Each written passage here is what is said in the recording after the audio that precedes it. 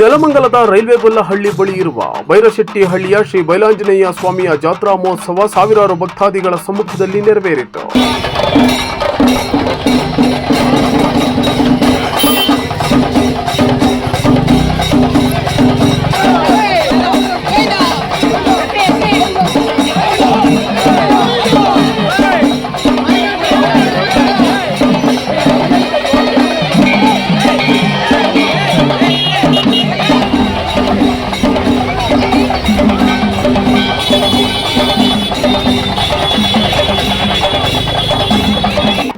ಜಾತ್ರಾ ಮಹೋತ್ಸವಕ್ಕೆ ಆಗಮಿಸಿರ್ತಕ್ಕಂಥ ಸದ್ಭಕ್ತರೆಲ್ಲರಿಗೂ ಸಹ ಶ್ರೀ ಬೈಲಾಂಜನೇಯ ಸ್ವಾಮಿ ಶ್ರೀ ಕೋದಂಡರಾಮ ಸ್ವಾಮಿ ಸನ್ಮಂಗಳವನ್ನು ಉಂಟು ಮಾಡಲಿ ಅಂತೇಳಿ ಆ ಭಗವಂತನಲ್ಲಿ ಪ್ರಾರ್ಥನೆ ಮಾಡ್ತೀನಿ. ಪ್ರತಿ ವರ್ಷದಂತೆ ನವಮಿ ಶ್ರೀರಾಮನವಮಿ ಆದ ಬೆಳಗ್ಗೆ ದಶಮಿ ದಿವಸ ಇಲ್ಲಿ ರಥೋತ್ಸವ ನೆರವೇರುತ್ತೆ. ದೇವಸ್ಥಾನ ಜೀರ್ಣೋದ್ಧಾರ ಕಾರ್ಯ ಚಾಲ್ತಿಯಲ್ಲಿರೋದ್ರಿಂದ ಸಂಕ್ಷಿಪ್ತವಾಗಿ ಈ ವರ್ಷ ಕಾರ್ಯಕ್ರಮ ಬರೀ ಉತ್ಸವ ರೂಪದಲ್ಲಿ ಮತ್ತು ಅರವಂಟಿಗೆ ಸೇವೆ, ಮಂಟಪ ಸೇವೆ ಎಲ್ಲವೂ ಸಹ ನೆರವೇರ್ತಾ ಇದೆ. ಭಕ್ತರು ಪ್ರತಿ ವರ್ಷದಂತೆ ಭಕ್ತಿಗೇನು ಕುಂದು ಕೊರತೆ ಏನು ತೊಂದರೆ ಇಲ್ಲ. ಭಕ್ತರು ಸಹಸ್ರಾರು ಸಂಖ್ಯೆಯಲ್ಲಿ ಜಾಸ್ತಿ ಆಗ್ತಾನೆ ಹೋಗ್ತಾ ಇದ್ದಾರೆ. ರಥೋತ್ಸವ ಇಲ್ಲದಿದ್ದರೂ ಸಹ ದೇವಸ್ಥಾನ ಜೀರ್ಣೋದ್ಧಾರ ಕಾರ್ಯ ಸ್ಥಗಿತವಾಗಿದ್ದರೂ ಸಹ ಜನ ಎಂದಿನಂತೆ ಪ್ರತಿ ವರ್ಷ ಆಗಮಿಸ್ತಾನೆ ಇದ್ದಾರೆ.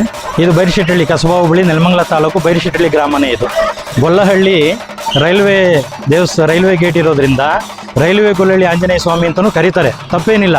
ಬಟ್ಟು ಸ್ಥಳ ಮಾತ್ರ ಬೈರಶೆಟ್ಟಿಹಳ್ಳಿ ಗ್ರಾಮಕ್ಕೆ ಒಳಪಡ್ತೀವಿ. ಬೈರಶೆಟ್ಟಿಹಳ್ಳಿ ಶ್ರೀ ಬೈಲಾಂಜನೇಯ ಸ್ವಾಮಿ ಅಂತಲೇ ಪ್ರತೀತಿ. 15,000 ಜನ ನಾವು ನಿರೀಕ್ಷೆ ಮಾಡಿದ್ದು, ಯಾಕೆಂದರೆ ದೇವಸ್ಥಾನ ಜೀರ್ಣೋದ್ಧಾರ ಕಾರ್ಯ ನೆರವೇರ್ತಾ ಇದೆ. ಆದರೆ ಈಗಾಗಲೇ ಸುಮಾರು ಒಂದು 30,000 ಜನ ದರ್ಶನ ಮಾಡ್ಕೊಂಡಿದ್ದಾರೆ.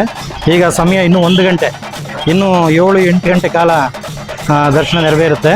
ಇನ್ನೂ ಒಂದು 30,000 ಜನ ಬರೋ ನಿರೀಕ್ಷೆ ಇದೆ.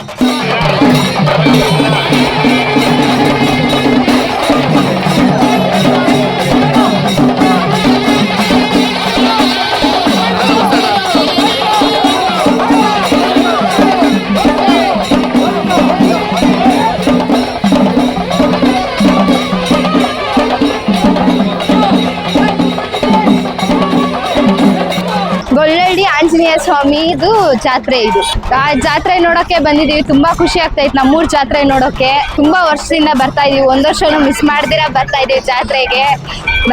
ನನಗೆ ತುಂಬಾ ಇಷ್ಟ ಈ ದೇವ್ರಂತ ಅಂದ್ರೆ. ಸೊ ಜಾತ್ರೆನೆಲ್ಲ ನೋಡಿ ತುಂಬಾ ಖುಷಿ ಆಗ್ತಿದೆ. ಸೊ ತುಂಬಾ ಇಷ್ಟ ಆಯ್ತು ಜಾತ್ರೆ ನೋಡಿದ್ದಕ್ಕೆ. ತುಂಬಾ ಖುಷಿ ಆಗ್ತಾ ಇದೆ. ಎಲ್ರು ಬಂದು ಕರ್ದಿ ನಾವು ಗೊತ್ತು ಗುರಿ ಇಲ್ದಿರೋರ್ನ ಹೆಂಗ್ ಮಾತಾಡ್ಸೋದಪ್ಪ ಅಂತ ಯೋಚನೆ ಮಾಡ್ತಿರ್ತೀವಿ. ಅಂಥದ್ರಲ್ಲಿ ಆಟೋ ಇಳ್ದಿದ ತಕ್ಷಣನೇ ಬಂದು ಮಜ್ಜಿಗೆ ಪಾನಕ ಕೊಟ್ಟು, ಹೆಸರು ಬೇಳೆ ಕೊಟ್ಟು, ಊಟ ಎಲ್ಲ ಕೊಟ್ಟು ಉಪಚಾರ ಮಾಡಿ ತುಂಬಾ ಅಂದ್ರೆ ತುಂಬಾ ಖುಷಿ ಆಯ್ತು ನೋಡಿ.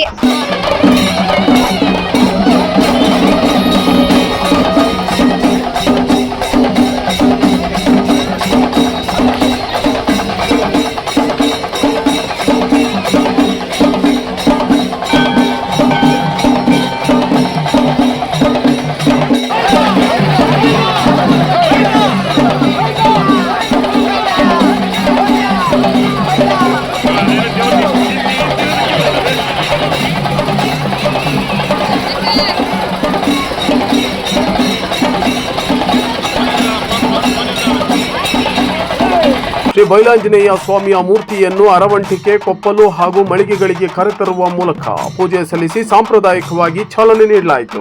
ಜೈ ಶ್ರೀರಾಮ್. ಇಲ್ಲಿ ಎಲ್ಲರಿಗೂ ಬಂದಿರೋ ಭಕ್ತಾದಿಗಳಿಗೆ ಧನ್ಯವಾದ. ಆಕ್ಚುಲಿ ದೇವಸ್ಥಾನ ಇನಾಗ್ರೇಷನ್ ಆಗಿದೆ, 99% ಆಗಿದೆ, ಇನ್ನೊಂದು 1% ಆಗಬೇಕು.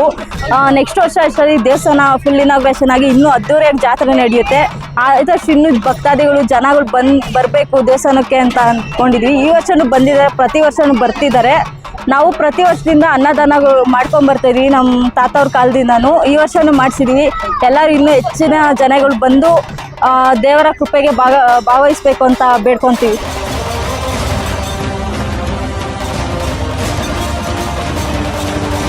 ಹಾಗೂ ಅನ್ನ ಸಂದರ್ಪಣೆಗಳು, ಪಾನಕ, ನೀರು ಮಜ್ಜಿಗೆ, ಹೆಸರುಬೇಳೆ ಹಲವಾರು ಕಡೆ ಇದಾಕಿದೆ. ಕೊಪ್ಪಳುಗಳೆಲ್ಲ ಮಾಡವ್ರೆ. ಸಾಕಷ್ಟು ಜನ ಸೇರಿದೆ. ಚೆನ್ನಾಗಿ ಆಂಜನೇಯ ಸ್ವಾಮಿಯ ಒಂದು ಆಶೀರ್ವಾದ ಇದೆ. ಎಲ್ಲರಿಗೂ ಅನುಕೂಲ ಆಗಿದೆ. ಎಲ್ಲರೂ ಭಕ್ತಾದಿಗಳು ತುಂಬ ಸಂಖ್ಯೆಯಲ್ಲಿ ಆಗಮಿಸಿದ್ದಾರೆ.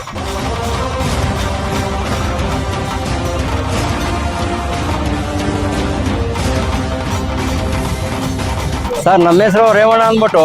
ನಮ್ದು ಇಲ್ಲಿ ಮದುವೆ ಹತ್ರ ಆಲೆನಹಳ್ಳಿ. ನಾವು ಪುರಾತನ ಕಾಲದಿಂದ ಹಾಕೊಂಬತ್ತಿದ್ದೀವಿ. ನಮ್ಮ ತಾತಿರು, ನಮ್ಮ ಮುತ್ತಿರು, ನಮ್ಮ ಮುತ್ತಾತಿರು, ನಮ್ಮ ಅಪ್ತಿರು ಎಲ್ಲ ಹಾಕೊಂಬಂದವ್ರೆ. ನಾವು ಇವಾಗ ಹಾಕೊಂಬಂದು ನೆಟ್ಸ್ಕೊಂಡು ಹೋಗ್ತಾ ಇದ್ದೀವಿ. ಇದೇ ರೈಲ್ವೆ ಗೋಲ್ಡಲ್ಲಿ ಬೈಲಾಂಜನೇಯ ಸ್ವಾಮಿ ದೇವಸ್ಥಾನದ ಹತ್ರ ಈ ಕೊಪ್ಪಲು ನೆಟ್ಸ್ಕೊಂಡ್ ಬರ್ತಾ ಇದ್ದೀವಿ ನಾವು ಅವತ್ತಿಂದ. ಆದ್ದರಿಂದ ನಾವು ಮುದ್ದೆ, ಬೂಂದಿ, ಪಾಯಸ ಈ ಥರ ಎಲ್ಲ ಹಳ್ಳಿ ನಾಡಿನ ಹಾಗೆ ಕಾಳುಳ್ಳಿ ಸಾರೆಲ್ಲ ಮಾಡಿ ಜನಗಳಿಗೂ ಸೇವಾರ್ಥ ಮಾಡ್ತಾಯಿದ್ವಿ.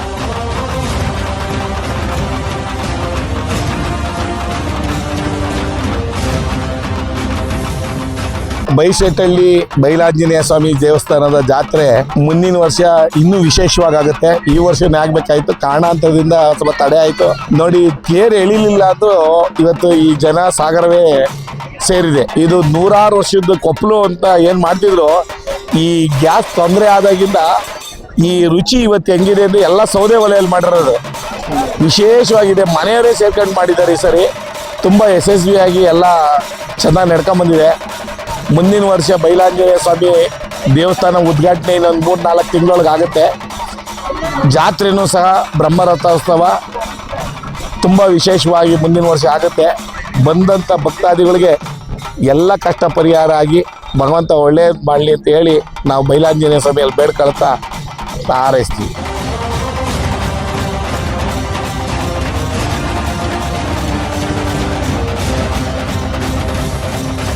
ಸರ್, ನಾವು ಕೊರಟಗೆರೆ ಅಂತ ಬರ್ತಾ ಇದ್ದೀವಿ.